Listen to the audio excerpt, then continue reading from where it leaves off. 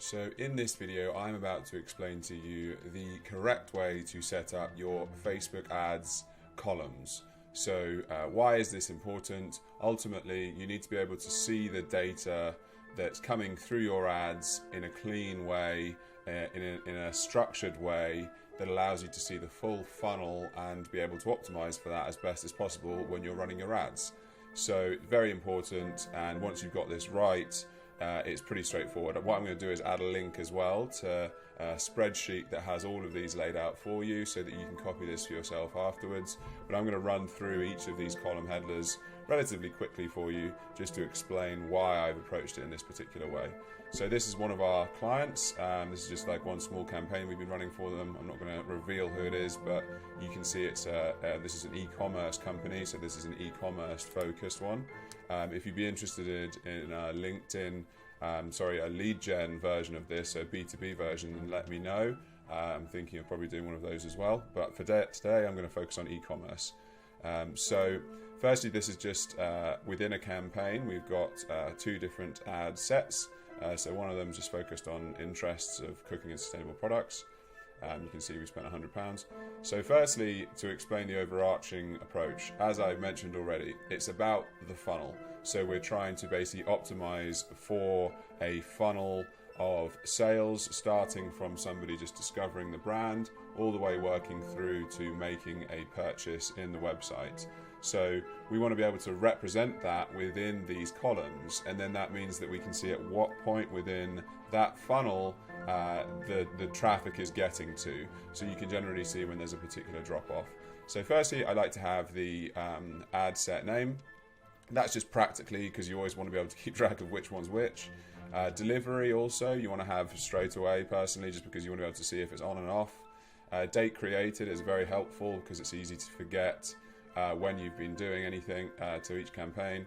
Budget, it's nice to have that there, just sometimes you can forget that you might have been trying something a bit different. Amount spent, again, very important. These are kind of just practical bits, to be honest, but you want to be able to know, especially if you're testing something new, that maybe you think, okay, this particular audience is doing a lot better than this other one, but in reality you've spent £15 on one of them and you've spent £2 on the other, so it's actually not fair to judge that £2 audience yet because it's just not spent enough. Cost per result I have very early on, so this is literally how much you've had to spend to get each result.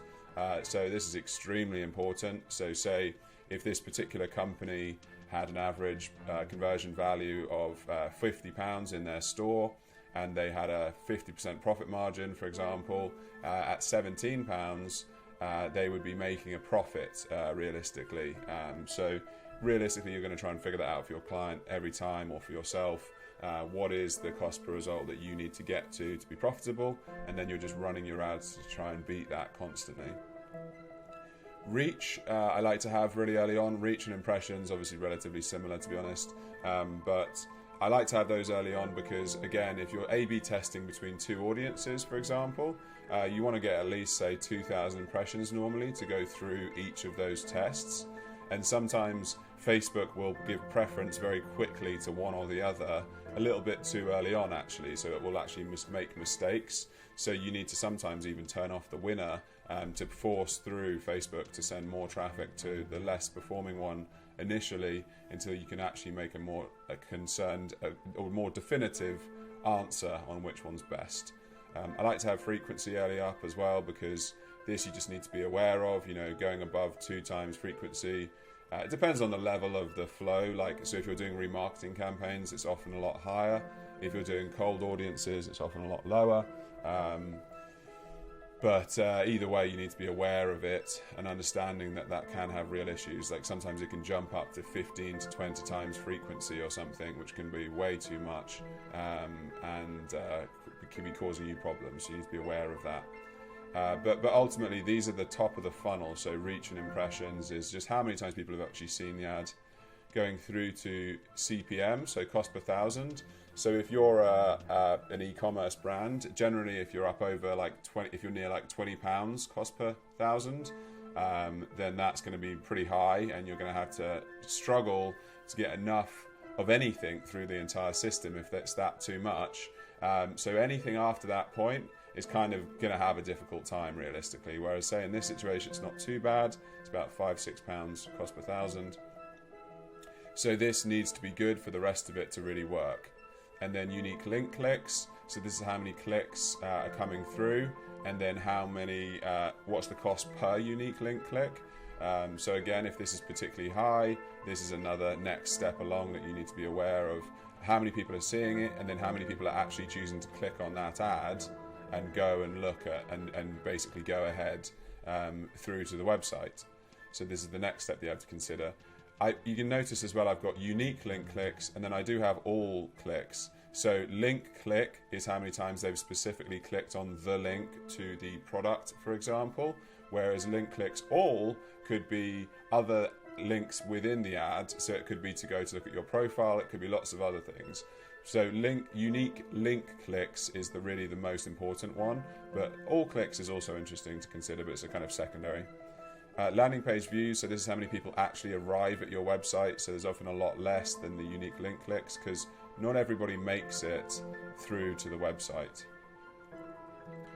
And cost per landing page view again. So if you know that you're getting, say for example here, 90 people to go through to the website, you want to be getting a certain conversion from that to purchase and to checkout initiated and to add to basket, all of these different steps. So this is the next step that you want to be considering. There is all these others like mobile app content views, on Facebook view content views, etc. But those are pretty niche specific things that you might be trying to run through. If you're trying to promote an app, for example, then that one could be useful. But generally speaking, you can kind of ignore them. Then add to cart. This is the next really big one. So you want to have a certain percentage, and you want to be aware of what that percentage is. Of say for every 100 people coming through, how many of them add to cart? So in this situation, we have 89 people turning up at the landing page, and we have 12 of them add to cart, which is not too bad. It's relatively, that's kind of like average really in the kind of ranges that you see. And then from add to cart, the next is checkout initiated.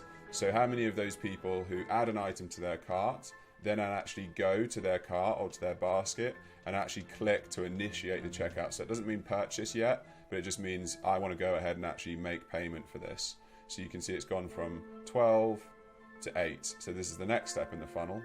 And then from checkout initiated, how much is the value of those people that are initiating that checkout?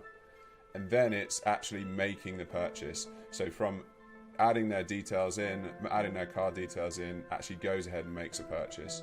So you want to have that be like near kind of 60-70% is a kind of good estimate on average to aim for. So you can see from here it goes from 8 to 6, so that's around accurate, and that's about right for us here. And ultimately, cost per unique purchase, similar to cost per result, to be honest, in this particular campaign of £21. So that's a really important number to think about. Purchase conversion value also is extremely important. So it could be that everybody who's coming through your Facebook ads is spending on average £40 per sale. So they're actually quite a lot of upsell that you're getting perhaps. And so actually you can spend more on your ads potentially. Lastly, the most important figure in this situation, in this particular campaign, it's not good enough. It's down at 0.96, the ROAS. So return on ad spend. So this in my eyes is the number one thing to remember to look at.